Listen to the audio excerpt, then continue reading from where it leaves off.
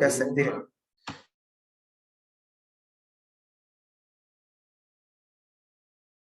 Good morning, everyone. Am I audible? Hello. Yes, sir. Okay. Wait for 2 to 3 minutes.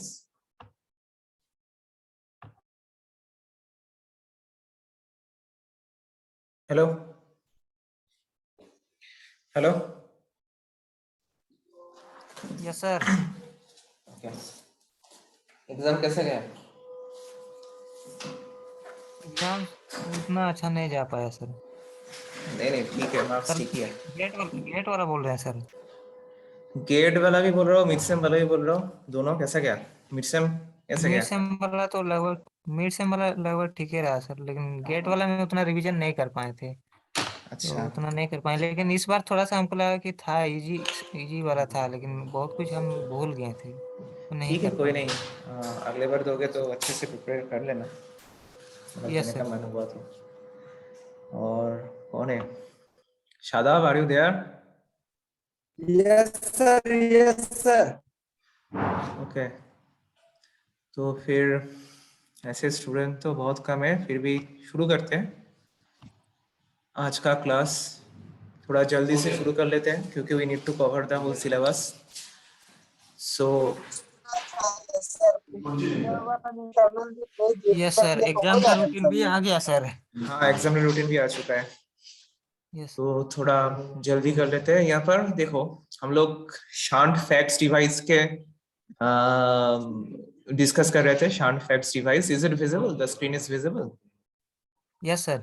Okay, तो हम लोग already कैसे शांत facts device का फायदा क्या है, मीट पॉइंट का फायदा क्या है, स्टेबिलिटी एनालिसिस, ये सब देख चुके हैं और बुक में भी हम लोग मार्क कर दिए कि कहाँ पर क्या है। उसके बाद हम लोग को देखना है कि power oscillation and damping. Power oscillation damping means suppose कोई भी एक सिस्टम है एंड तुम उसको कंटिन्यूअसली डिस्टर्ब कर रहे हो। कंटिन्यूअसली सोचो, एक रोप है, तुम एक रोप को बांध दिए, किसी दरवाजे के साथ एक रोप को बांध दिए, ठीक है, और उसको उसको बार बार डिस्टर्ब कर रहे हो। उसको अच्छे से पकड़ लिया, एकदम स्ट्रेट लाइन में तुम रोप को पकड़ लिया, पूरा स्ट्रेट लाइन है, और फिर उसको तुम हिला रहे हो, ठीक है, डिस्टर्ब कर रहे हो, तो क्या होगा? एक ऑसिलेशन आएगा, एक साइनसॉइड ऑसिलेशन आएगा। ऐसा सपोज ये तुम्हारा रोप है, ऐसा तुम्हारा रोप है, ये दरवाजा है, इसमें तुम इसको और ये तुम पकड़ रहे हो, ठीक है, और इसको हिला रहे हो, तो क्या होगा? ऐसा एक साइनसॉइडल मोशन आएगा। सो that is called the oscillation. So that is actually the oscillation. ऐसे ही सेम पावर सिस्टम में तुम कंटिन्यूअस कोई भी डिस्टरबेंस डालोगे, कंटिन्यूअस कोई भी डिस्टरबेंस आ रहा है, तो पावर सिस्टम में भी ऑसिलेशन आता है, ठीक है। और पावर सिस्टम का oscillations mainly we can say, मेरा जो रोटर है और रोटेटिंग मैग्नेटिक फील्ड है, दोनों का स्पीड सेम रहना चाहिए मेश जनरेटर के लिए। लेकिन क्या होगा? रोटर का स्पीड अपना जो रोटेटिंग मैग्नेटिक फील्ड है उससे ऑसिलेट करता है। Rotor suppose rotating magnetic field है NS और रोटर का फील्ड है तुम्हारा, रोटर का स्पीड है तुम्हारा NS। लेकिन क्या होगा? रोटर का स्पीड NS से वेरी करेगा, कभी ऊपर होगा, कभी नीचे होगा, ऐसा कुछ होगा, ठीक है। उसके चलते क्या होगा? मैकेनिकल पार्ट में, जनरेटर का मैकेनिकल पार्ट में ऑसिलेशंस आ रहा है, तो उस हिसाब से electrical part, that means frequency, voltage, ये सब में भी मेरा ऑसिलेशन आ जाएगा। फ्रीक्वेंसी एंड वोल्टेज, मेरा पेन ठीक से काम नहीं कर रहा है, थोड़ा दिक्कत हो रहा है, तो कंसीडर दिस। तो मैकेनिकल डोमेन में ऑसिलेशन आएगा तो इलेक्ट्रिकल डोमेन में भी ऑसिलेशंस आ जाएगा, ठीक है। ये सभी यहाँ पर लिखा हुआ है, जो मैंने येलो में मार्क कर दिया कि स्विंग कहाँ हो रहा है। स्विंग हो रहा है मतलब तुम्हारा जो रोटर है NS स्पीड में घूम रहा था, उसका स्विंग हो रहा है, उसका इधर उधर, कभी NS से ज्यादा, कभी NS से कम, फिर NS से ज्यादा, NS से कम, ऐसे घूमेगा। उसके चलते मेरा इलेक्ट्रिकल डोमेन में भी ऑसिलेशंस आएगा and we need to damp out that oscillations. Okay, is it okay Saroj? समझे? Yes sir. Yes sir. हाँ, तो and we need to compensate that oscillations, हम लोग उसको डैम्पिंग करना है। फैक्स डिवाइस ऑल्सो डैम्पिंग, ये फैक्स डिवाइस डैम्प कर देता है, ठीक है। कैसे करेगा? हम लोग जब अगले सन डिवाइस का एप्लीकेशन में या फिर एग्जाम्पल में बढ़ेंगे तब देखेंगे कैसे होता है। तो यहाँ पर इंपॉर्टेंट क्वेश्चन जो इसमें आना चाहिए और आएगा भी कि the summary of compensator, requirements सिर्फ एग्जाम के पर्पस में नहीं, ये आगे गेट के पर्पस पे बोलो या फिर किसी भी एग्जाम के लिए। गेट में शायद फैक्ट्स नहीं होता है सिलेबस में, लेकिन दूसरा कुछ उसमें होता है, हायर स्टडी बोलो, कि ये इंपॉर्टेंट है कि what is the function. Even interview में भी what are the purposes of shunt device, what are the purposes of, what are the benefits of shunt device. ठीक है, जैसे इंक्रीज्ड पावर ट्रांसमिशन हो गया, फिर voltage stability improve, transient stability improve, voltage regulation improve and power oscillation damping. ठीक है, तो ये तीनों पॉइंट, इसका छोटा सा समरी है, हो गया। नाउ अब हम लोग देखते हैं कि तुम लोग का सिलेबस में दिया गया methods of controllable word generation. ये कुछ नहीं है, सिंपल वी नो, जैसे हम लोग एक बार डिस्कस किए थे कि कैपेसिटर लोड साइड में हम लोग एक कैपेसिटर कनेक्ट करते तो कैसे कैपेसिटर वर्ड जनरेट कर देते, ये हम लोग एक बार डिस्कस कर लिए थे, याद है तुम लोगों को याद है? Yes sir, yes sir. तो हम लोग क्या कर रहे थे तब, कैपेसिटर यूज कर रहे हैं, और लोड जो इंडक्टिव लोड है उसको क्या चाहिए, इंडक्टिव लोड को क्या चाहिए ना, लैगिंग वर्ड चाहिए। ठीक है, and capacitor will deliver that word.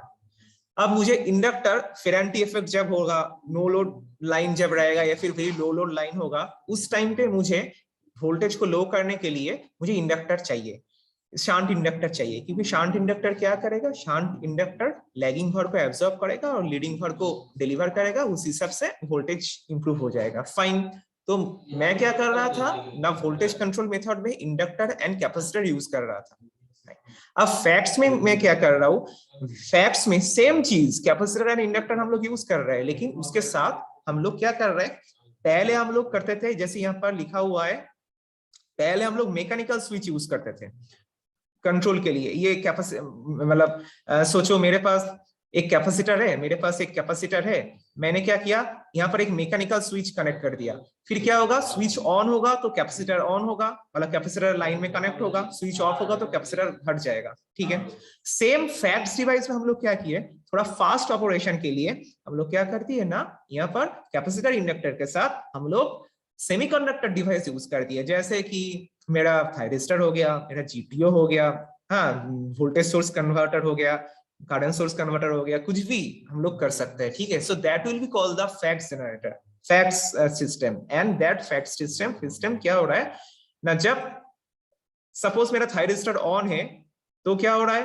मेरा कैपेसिटर लाइन के साथ कनेक्ट हो गया, सपोज मेरा थायरिस्टर ऑफ है, लाइन से हट गया, तो ये बहुत जल्दी होगा। ठीक है, बहुत जल्दी होगा, मेरा फायदा उसमें ही है कि fast control, that is the main purpose of using this FACTS devices. Okay, so इसको ही हम लोग बोल रहे हैं कि मेथड्स ऑफ वर्ड जनरेशन, मतलब हम लोग सिंपल कैपेसिटर इंडक्टर से जो वर्ड जनरेट कर रहे थे, यहाँ पर भी हम लोग उसको स्विचिंग उसके साथ हम लोग कनेक्ट कर दिए, और मेरा सेम वर्ड जनरेट हो रहा है, सेम चीज हो रहा है, लेकिन उसको हम लोग कंट्रोल कर सकते हैं, वी कैन कंट्रोल, कंट्रोलेबिलिटी बढ़ गया सिस्टम का। ठीक है, इज इट ओके? तो यही है मेरा स्टैटिक वर्ड कंपेंसेटर, हम लोग देखेंगे एसवीसी, स्टैटकॉम देखेंगे, डिफरेंट टाइप्स ऑफ मेरा FACTS controller. So that is a basic thing. So इसमें यही है, ये मैंने जो बोला, ये फर्स्ट 2 पैराग्राफ में यही लिखा हुआ है कि हम लोग क्या करने वाला है, और थोड़ा हिस्ट्री लिखा हुआ है, जैसे कि 1970 के पहले हम लोग मार्क आर्करी वाल्व यूज करते थे, उसके बाद हम लोग थायरिस्टर यूज करना चालू कर दिए, फिर उसको हम लोग और भी कैसे इंप्रूव किए, ये सब कुछ है। फिर now coming to the very important things, that what are the various types of shunt fax devices. Let me start this topic, 1 second.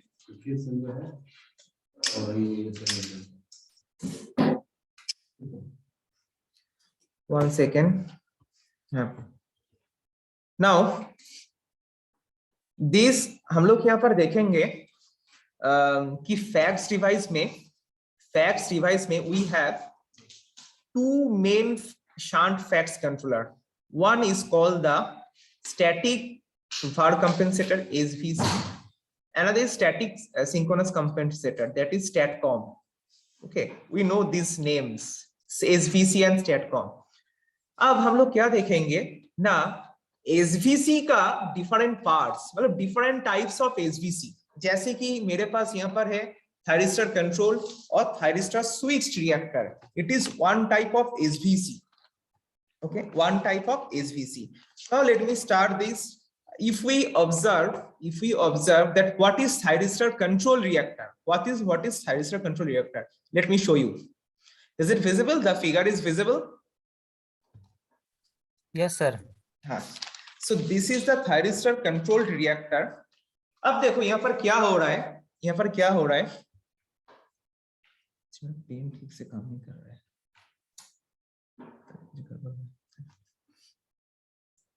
हाँ देखो, एज मैंने बोल रहा था यहाँ पर कि लेट मी, मेरा वन नोट चालू करते हैं. 1 second, let me connect one note.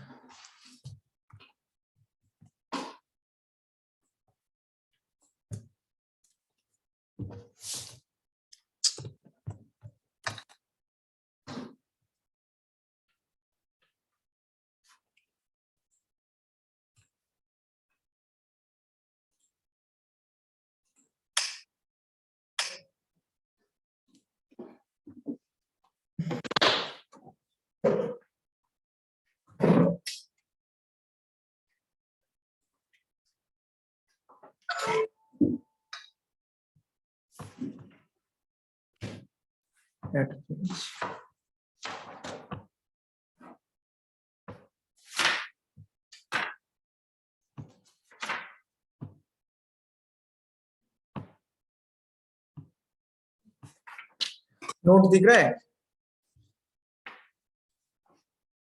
Yes sir. हाँ,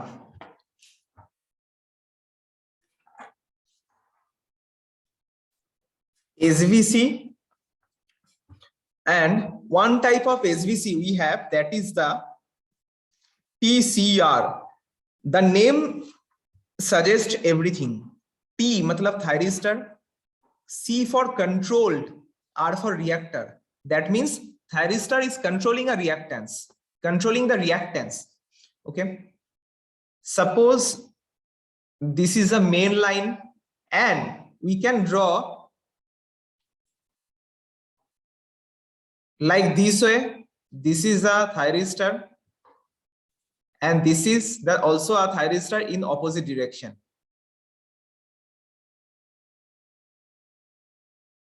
And this is the inductor. Book में भी ऐसा ही दिया हुआ है, इंडक्टर के ऊपर दिया गया है, कोई दिक्कत नहीं, सेम चीज है. We need to control this thyristor, sorry, we need to control this reactor with the help of this thyristor, these thyristor bridges. This is not a single thyristor, thyristor bridge connected रहता है, series में बहुत सारा thyristor connected रहता है, और क्योंकि या फिर पैरेलल, सीरीज पैरेलल कनेक्शन रहता है, क्योंकि मुझे high voltage and high current में काम चाहिए. So these are called, we can say these are called the thyristor bridges and this is the inductor. अब देख लेते हैं, suppose this is T1 and this is T2.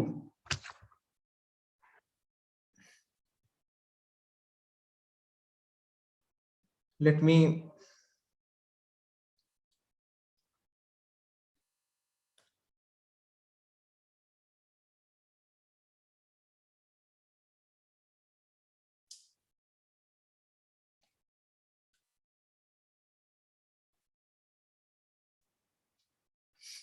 now, as this is the inductor, thereby if it is a voltage,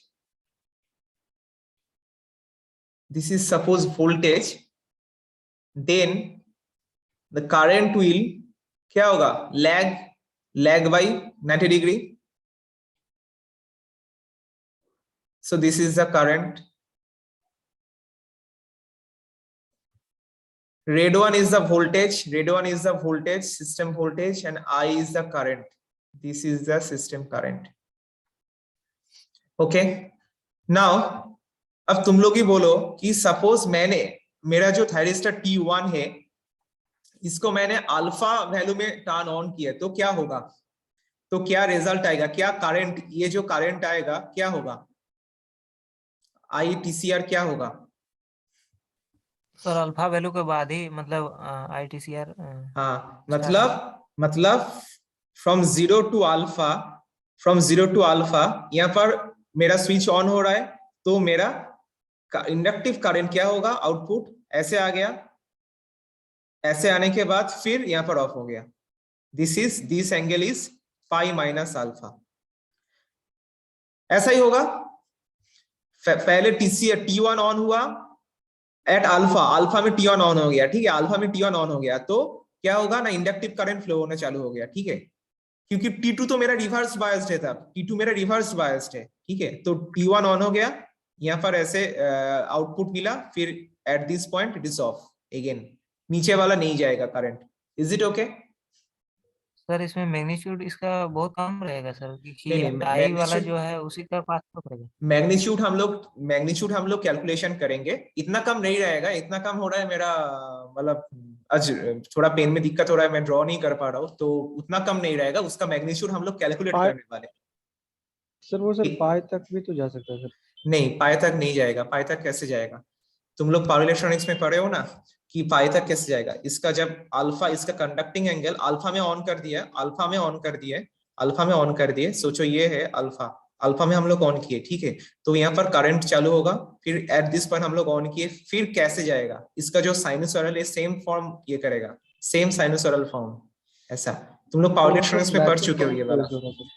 हाँ sir latching current की वजह से हो रहा है कि सर नेगेटिव में ज्यादा करंट आ जा रहा है, इसीलिए लैचिंग करंट से कम है, इसलिए ऑफ हो जा रहा है सर पाई से पहले। हाँ, वो तो है सिस्टम के अंदर, वो तो है थायरिस्टर के अंदर, वो तो है थायरिस्टर के अंदर ऐसा हो रहा है, ठीक है, लेकिन यहाँ पर सर उसी बिहेवियर की वजह से हो रहा है ना सर। हाँ, लैचिंग करंट ऑब्वियसली, लैचिंग तो नहीं होल्डिंग करंट के लिए होगा, ठीक है, लैचिंग तो तुम्हारा स्टार्टिंग के लिए होता है ना, लैचिंग तो थायरिस्टर स्टार्ट करने के लिए तो होता है, यस सर, यस। हाँ, तो ठीक है, तो up to this will be the conducting angle, if suppose this conducting angle is mu, and ये सब पावर इलेक्ट्रॉनिक्स में पढ़ चुके हो, और इसका भी थोड़ा रिवीजन ड्राइव्स में तुम सर पढ़ाए होंगे या फिर पढ़ाएंगे, कुछ बाकी है तो यहाँ पर वहां पर है बेसिक, सिंपल बेसिक थिंग कि थायरिस्टर कंट्रोल हम लोग HVDC में भी पढ़ चुके हैं, इसका कितना तक जाएगा, पूरा कभी नहीं जाएगा, ठीक है। This angle is pi minus alpha, this angle will be pi minus alpha. Let me show in the figure, it will be in the book, it will be better for me today because I can't draw it, something is going wrong here, okay. Is it visible, book visible? Yes sir. Okay,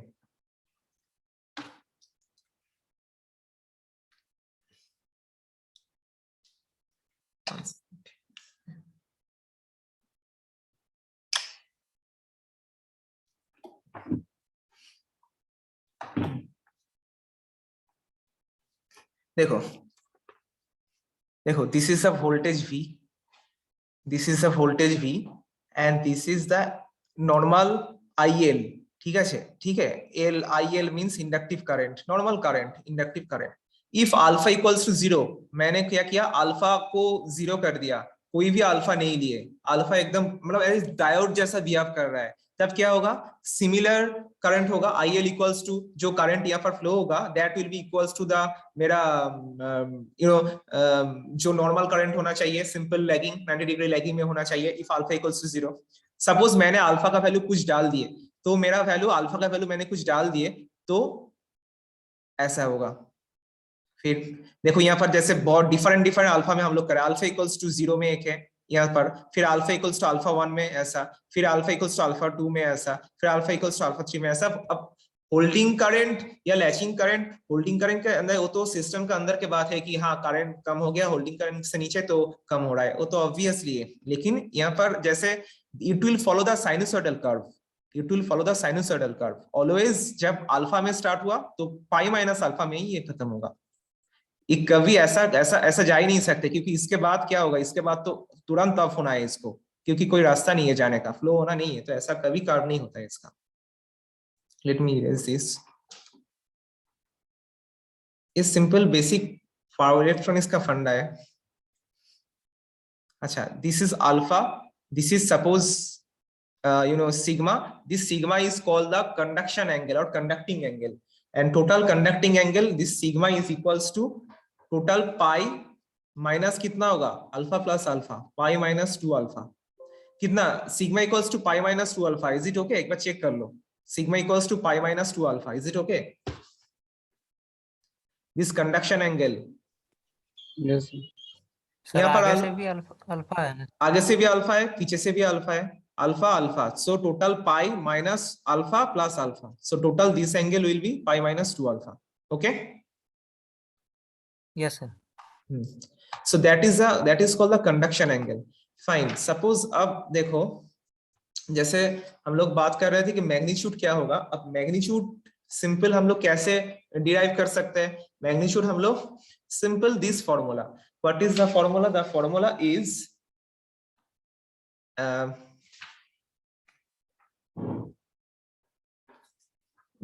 is L di dt equals to V, L dt equals to V. So what is I equals to 1 by L integration V dt। ठीक है, अब V dt कितना से कितना alpha से चालू हो रहा है, और सपोज कोई भी एक आर्बिट्ररी वैल्यू मैंने पकड़ लिया, अल्फा से मैंने आर्बिट्ररी पकड़ लिया कि ओमेगा टी, आर्बिट्ररी पकड़ लिया। ओमेगा टी कुछ भी हो सकता है अभी, लेकिन ओमेगा टी मैक्सिमम जो होगा ऑब्वियसली पाई माइनस 2 अल्फा के लिए होगा। ठीक है, तो arbitrary omega T, suppose arbitrary मैंने पकड़ ली, इक्वेशन जनरेट करने के लिए मैंने ओमेगा टी आर्बिट्ररी मैंने पकड़ लिया। अब इसका देखो कैसे यहाँ पर आ रहा है, देखो यहाँ पर हम लोग क्या करेंगे, VT का वैल्यू क्या होगा, मैं जस्ट ऐसे बोल रहा हूँ, अच्छे से सुनो इसको, क्योंकि मैं लिखने में थोड़ा दिक्कत हो रहा है आज। IL equals to 1 by L integration VT dt। Fine, अब V क्या था? V था मेरा यहाँ पर as per curve, V as per curve, ये मेरा zero axis line, so as per curve V equals to VM cos omega t। ठीक है, अब VM cos ओमेगा t, इसको हम लोग इंटीग्रेशन करने के बाद कितना आएगा, integration with from alpha to omega t और V equals to VM cos omega t। If you put this, then ये वाला आना चाहिए, yes sir. Put VT equals to VM cos omega t, तो यहाँ पर क्या, and integration of alpha to omega t, so मुझे ये वाला मिलेगा sine omega t minus sine alpha. That is the actually the current, that is actually the current. Okay, and यहाँ पर देख लो, मैंने जैसे बोल रहा था करंट का वेव फॉर्म कैसा होगा, साइनसॉइड होगा या कैसा होगा। सो सी, करंट का वेव फॉर्म साइनसॉइड हो रहा है, लेकिन complete V by omega, if you put alpha equals to 0, if you put alpha equals to 0, तो क्या होगा ना, V by omega L sine omega t मिल रहा है, नॉर्मल करंट। फाइन, अब मैं क्या कर रहा हूं, अल्फा इक्वल्स टू समथिंग मैंने कुछ पुट कर दिया, तो क्या मिलेगा, so V by omega L sine omega t minus some value, some reduction of that value. Okay, तो मेरा कर्व कैसा होगा, मेरा कर्व ऐसा ही होगा, सिंपल ऐसा होगा, ऐसा ही होगा, ये ऐसा नहीं जाएगा या फिर ऐसा अभी नहीं जाएगा, इसका कर्व ऐसा हो रहा है। सो हम लोग, अब जो तुम्हारा क्वेश्चन था कि सर ये पाई में क्यों खत्म नहीं हो रहा है, ये क्वेश्चन का आंसर मिला है इसमें इक्वेशन से, ये क्वेश्चन का जवाब। ठीक है, सिंपल हम लोग ये कर्व कैसे मिल रहा है, दो ऑप्शन है, एक है आइदर प्रैक्टिकली इसको प्रूव करो या फिर मैथमेटिकली। मैथमेटिकली हम लोग दिखा दिया कि मैथमेटिकली इसका कर्व ऐसा, सिंपली ये equation, this equation will derive, okay, this equation will derive thing. Now यहाँ पर भी ऐसे कुछ लिखा है कि जैसे since the thyristor valve opens at current reaches 0 is valid for interval alpha to pi minus alpha, जैसे मैं बोल रहा था अल्फा से पाई माइनस अल्फा तक ये इतना तक रहेगा। नाउ अब देखो एक काम करते हैं, साइन पाई माइनस अल्फा कितना होता है,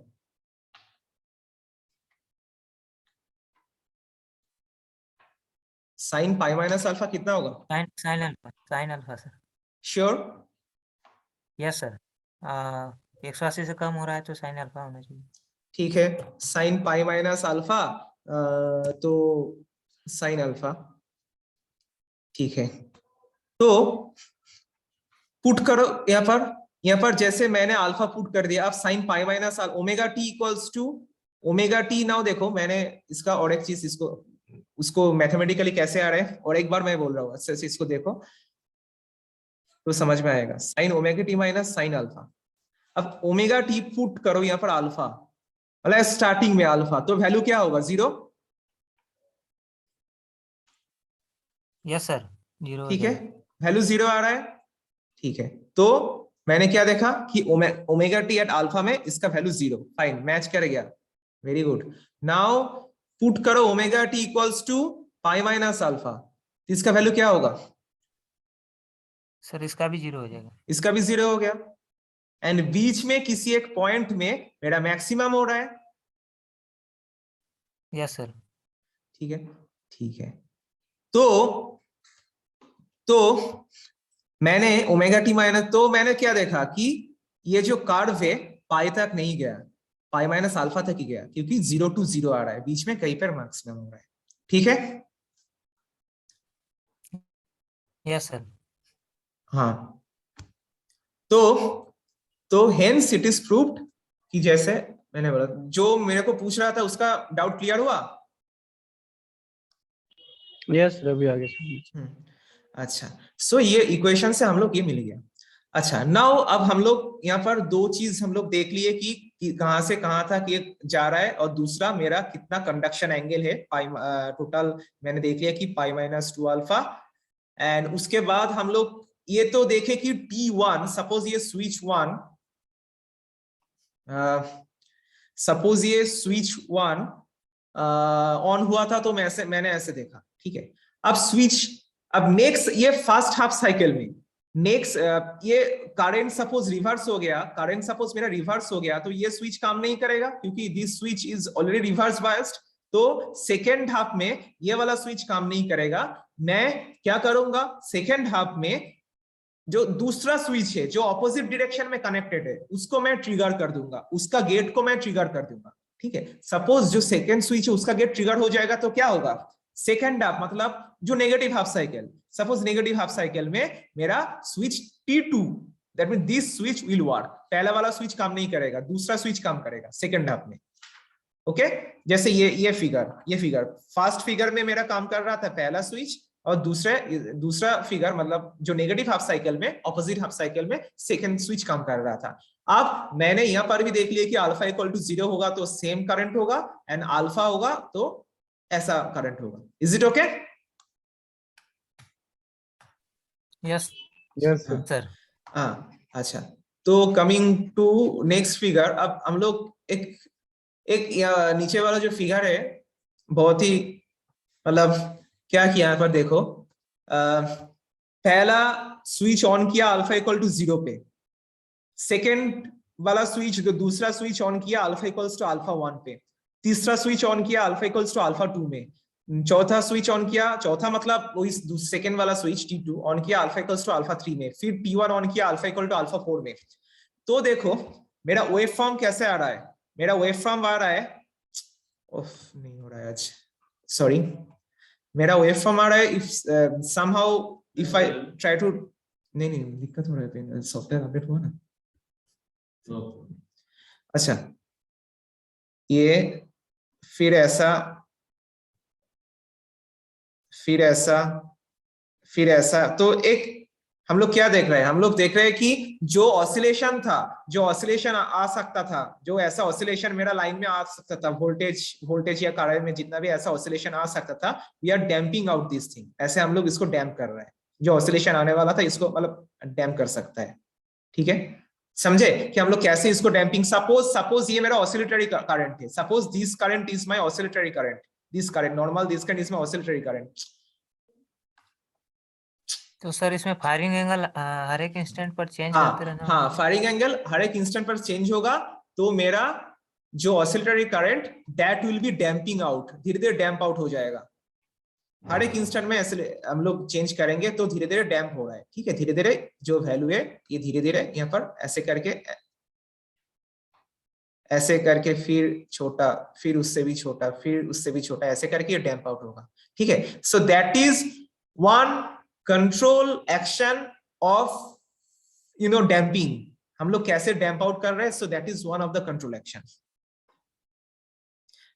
हम लोग ऐसे करके पावर ऑसिलेशन को डैम्प आउट कर सकते हैं। ठीक है, मतलब सिंपल हम मेरा बोलना ये है कि अल्फा कंट्रोल करके कैसे हम लोग जो आउटपुट मेरा रिएक्टर करंट का आउटपुट हम लोग कंट्रोल कर सकते हैं। वो काम मैं कर सकता हूँ वोल्टेज जनरेशन, भार जनरेशन के लिए भी कर सकता हूँ, या फिर डैम्पिंग के लिए भी कर सकता हूँ। डिफरेंट फायरिंग एंगल दे दिया तो मेरा डैम्पिंग हो गया। ठीक है, यस सर। आप यहाँ पर एक बात बता सकते हो कि मैक्सिमम फायरिंग एंगल क्या हो सकता है? यहाँ पर maximum firing angle to have you know मतलब proper current, maximum firing angle क्या हो सकता है? मिनिमम फायरिंग एंगल तो अल्फा इक्वल्स टू 0, तो मुझे मैक्सिमम करंट मिलेगा। अब मैक्सिमम फायरिंग एंगल क्या हो सकता है? देखो मैक्सिमम फायरिंग एंगल क्या हो सकता है? यहाँ पर तो जा रहा है, ठीक है, अल्फा, यहाँ पर जा रहा है अल्फा। अब मैक्सिमम कितना हो सकता है? Alpha equals to 90। यस 90 में 90। देखो हाँ 90 क्यों होगा ऐसा? ऐसा मैंने अल्फा इक्वल्स टू 1 में ऐसा हुआ, अल्फा इक्वल्स टू 2 में ऐसा हुआ, फिर अल्फा इक्वल्स टू 3 में ऐसा हो रहा है, फिर अल्फा इक्वल्स टू मैक्सिमम 90, मतलब दिस इज अल्फा ना। यहाँ से ये 0 है, 0 से सपोज ये 30 डिग्री, ये 60 डिग्री, ये 90 डिग्री। 90 डिग्री में मैंने अल्फा को ऑन किए तो मेरा करंट क्या होगा? करंट का वैल्यू 0 ही होना चाहिए।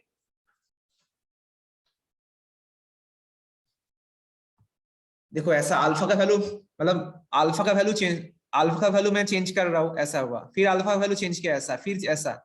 अल्फा का वैल्यू कितना? सपोज यहाँ पर अल्फा इक्वल्स टू 0, यहाँ पर अल्फा इक्वल्स टू 10 डिग्री, ठीक है। सपोज यहाँ पर अल्फा इक्वल्स टू 30, यहाँ पर अल्फा इक्वल्स टू 60, धीरे धीरे वैल्यू कम हो रहा है। यहाँ पर अल्फा इक्वल्स टू सपोज 75, कम हुआ। अब मैंने अल्फा इक्वल्स टू 90 डाल दिए तो क्या होगा? वैल्यू करंट मिलेगा? कोई कुछ भी करंट मिलेगा?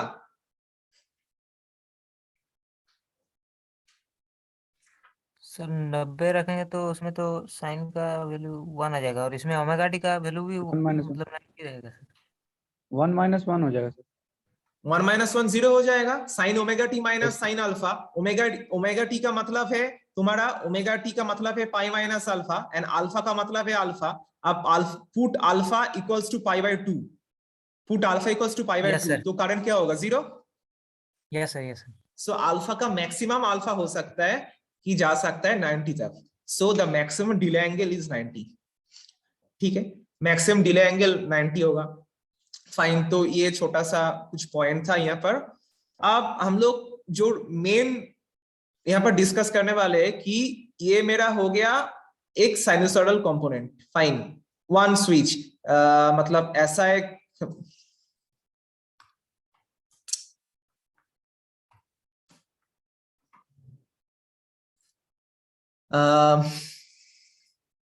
वन सेकेंड, देखो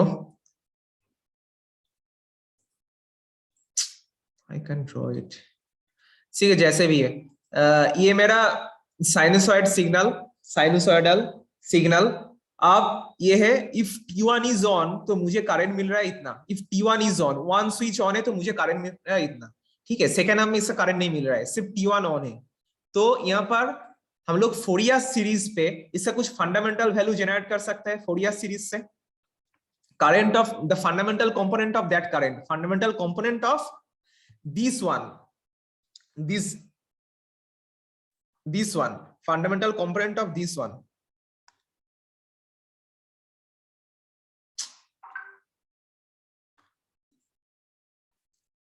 this one, इसका जो फंडामेंटल कंपोनेंट है इसका वैल्यू क्या होगा? If we use the Fourier series, the value of which will be like this, ILF alpha, this will be the output of Fourier series using to obtain the fundamental current. Okay, reactor current, this is the fundamental component. Okay, yes ये sir. कैसे आया? हम लोग Fourier series use करेंगे तो ऐसा आ जाएगा। ठीक है, simple Fourier series. So this is the ILF, इसका फंडामेंटल कंपोनेंट। फाइन, आप देखो this fundamental ILF by V, ILF by V क्या होगा? ये क्या है? Admittance. This is the admittance. Yes, sir. Okay, as हम लोग यहाँ पर लॉसलेस मान के चल रहे हैं, सो इफ इसका मतलब क्या होगा? लॉसलेस मान के चल रहे हैं तो admittance equals to G + JB है ना, लॉसलेस मान के चलेंगे तो कंडक्टेंस पार्ट 0 होगा, तो मेनली ये क्या होगा, B susceptance, y Yes, equals sir. To g plus J B, हम लोग लॉसलेस मान रहे हैं तो g 0 हो गया, तो क्या होगा, तो ये b होगा, एक्चुअली b मतलब ससेप्टेंस। तो एडमिटेंस को हम लोग अभी यहाँ पर ससेप्टेंस के रूप से हम लोग इसको दिखाएंगे, ठीक है। सो bl and bl, this susceptance is the function of alpha, because यहाँ पर मेरे पास अल्फा मिल गया, तो this is the fundamental current component से हम लोग एक इक्वेशन जनरेट कर दिए। क्या equation, the equation of b, equation of admittance I by v, उसका एक इक्वेशन हम लोग जनरेट कर दिए, क्योंकि we need to know what is the curve, what is the, कैसे मतलब v एंड i कैसे जा रहा है, किस ऑपरेटिंग जोन में है, ये हम लोग डिसाइड करने के लिए सिंपली कुछ नहीं किए, पहले हम लोग स्विच ऑन किए, स्विच ऑन करने के बाद वेव फॉर्म देख लिए, उसके बाद उस वेव फॉर्म से फोरियर सीरीज के द्वारा हम लोग क्या किए, फंडामेंटल करंट का इक्वेशन जनरेट कर दिए। अब फंडामेंटल करंट में देखे कि I equals to V of something, तो मैंने क्या किया, हम लोग क्या किया, I by V ले लिए, and I by V is equal to admittance. और मुझे पता है कि हम लोग ज्यादातर लॉसलेस लाइन के लिए भी यूज करते हैं, क्योंकि ट्रांसमिशन लाइन को हम लोग मान के चलते हैं कि जो रिएक्टेंस पार्ट होता है that is higher than the मेरा रेजिस्टेंस पार्ट, तो हम लोग ये मान के चलते हैं। इसीलिए क्या हो रहा है, हम लोग यहाँ पर इस इक्वेशन को एज ए ससेप्टेंस, एडमिटेंस को एज ए ससेप्टेंस ले लिया और मुझे इक्वेशन मिल गया, and we want to have, हम लोग आप लोग क्या देखेंगे, हम लोग दो ग्राफ दिखने वाले हैं। वन ग्राफ इज क्या ग्राफ ना, this one ILF fundamental current, इसका दो कंपोनेंट था। क्या कंपोनेंट था, एक कंपोनेंट था 1 minus 2 by pi alpha, and दूसरा कंपोनेंट था 1 minus 1 by pi sine 2 alpha. अब देखो 1 minus 2 by pi alpha, it is linear, y equals to mx plus c, fundamental component का this component it is linear. हम लोग सिर्फ ILF versus alpha करेंगे तो 1 माइनस 2 बाई पाई अल्फा, इसका curve मिलेगा ऐसा लीनियर, दिस वन। सर ये सर दो कैसे हो गया सर? दो मतलब दो नहीं, एक ही है, इक्वेशन एक ही है, इक्वेशन एक ही है, इक्वेशन दिस। सर दो कंपोनेंट जो सर दोनों में 1 1 आ गया है सर। हाँ दोनों में 1 1 आ सकता है, दोनों में 1 1 कोई दिक्कत नहीं है, हम लोग सिर्फ उसका ग्राफ देखेंगे।